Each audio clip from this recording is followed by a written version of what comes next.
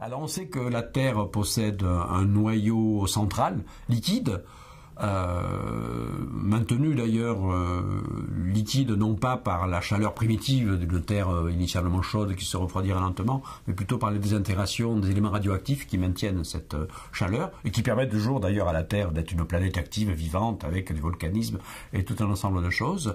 Et à partir du moment où il y a un noyau qui n'est pas complètement solide, on peut se poser la question si la Lune a effectivement des effets dits de marée, c'est-à-dire des effets gravitationnels différentiels sur le noyau de la Terre.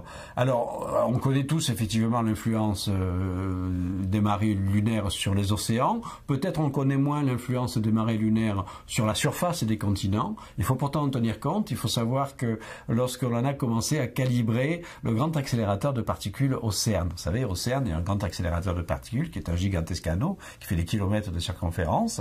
Et bien, lors des premières mesures de calibration, etc., on s'est aperçu qu'il y avait une oscillation bizarre dans les données journalières, comme si le sol montait et descendait.